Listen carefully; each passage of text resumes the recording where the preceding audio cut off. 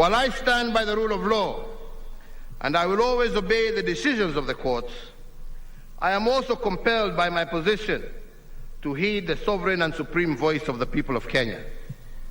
And that is why our national conversation today must focus on the consequences of choice.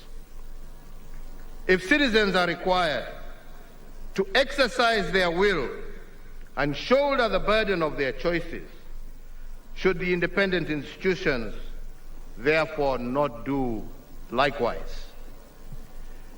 In the field of independence, we have expanded the independence in the judiciary. But how should they expand their field of their responsibility and respond to the summons of nationhood? Shouldn't their decisions also be accompanied by the burden of choice? These are the questions of our national conversation. And here I must be frank and ask what I believe to be legitimate questions. It is a fact that we were losing close to 1 billion shillings every working hour for the 123 days we held the 2017 election.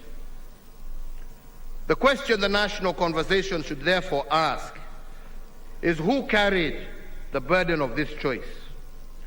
Was it the judiciary or the people?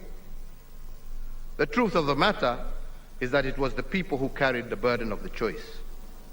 Development programs meant to make a difference in the lives of people had to be shelved. The second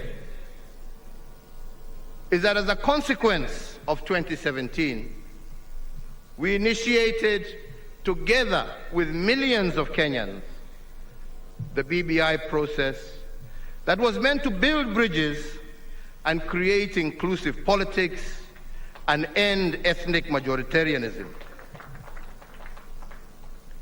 If the court had subjected its decision to stop BBI to a cost-benefit analysis, in other words, if it had considered the burden of choice, then there are questions the judiciary would have asked.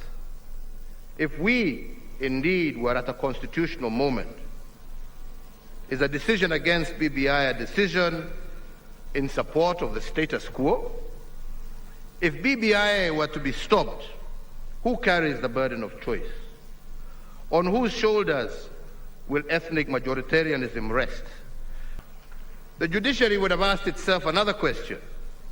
Can Kenya truly be a democracy if the people are denied the opportunity to express their sovereign and supreme choice at the ballot box on the basis of elevating technicalities over the overriding objectives of the law?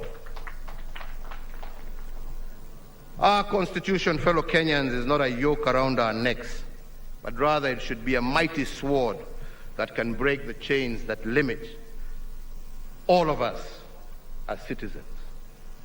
The moral foundations of justice demands that the judiciary bears the burden of choice and the consequences, therefore, especially when the burden of judicial choices is proposed to be carried out by the people.